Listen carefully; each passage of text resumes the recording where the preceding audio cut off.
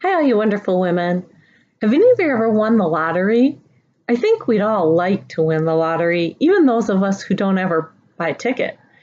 There's something about the idea of having this big amount of money just suddenly dumped in our lap that's thrilling and exciting. But if you think about it, a lot of the people who win the lottery end up bankrupt within a few years. So why is that?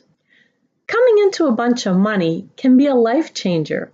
Unfortunately, it can be a change to the worst. If you think about it, money oftentimes brings out the worst in people. If there's an inheritance and children fight over it and people keep jobs they hate because they need the money. So money has gotten kind of a bad rap, and it's so far that people even say money's the root of all evil.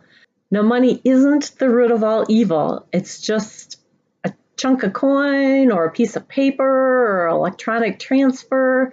There's nothing evil about any of those things. It's how we think about money and how we use the money that makes problems in our lives. So this week, we're going to look at what we really want to get from our money and ways we can use it to get that more effectively. Most of us live our lives with a fear of not having enough money. And that fear causes us to do things that we wouldn't normally do in our lives. And I'm here to tell you that you can have the life you want as soon as you get rid of that fear that money, or the idea of money, or the idea of lack of money puts in your life. So let's get started with the activity that's going to help take the fear of money out of how you live. We're going to start this activity by looking at what you would do if you won the lottery. Now, a lot of us have thrown out there, if I won the lottery, I would, do this or do that. But I want you to really think about what you would truly do with that money if all of a sudden you were handed $100 million every year. What would your life look like? Where would you live? What kind of car would you drive? What kind of clothes would you wear? What kind of schools would your kids go to if you have children in school? What kind of activities would you do? How would your life change and how would it stay the same? So that's step one to the activity. Then for step two, go through that list, take a look at it, and how would it be different if you only won $10 million every year?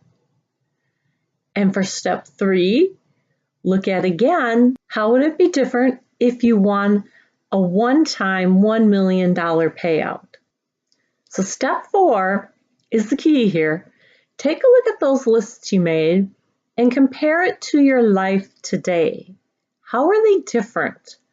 What is it in those lists that you aren't getting because you feel like you need more money to get them?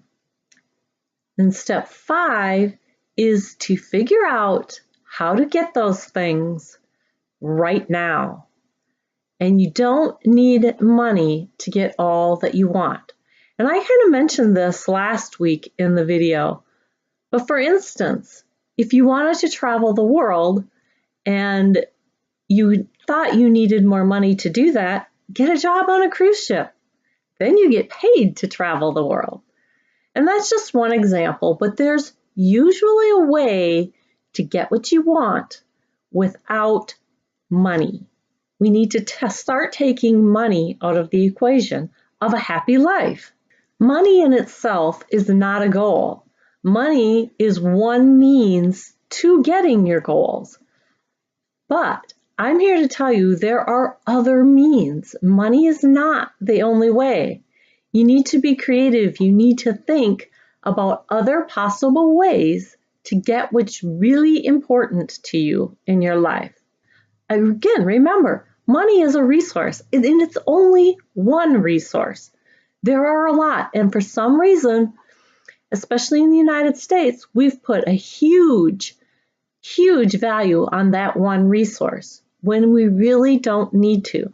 So start thinking about it that way. Start using your other resources. You have many.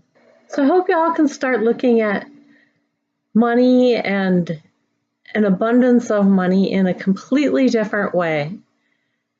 Thanks for watching today. Comment below on your thoughts, and we'll see you next week. Bye.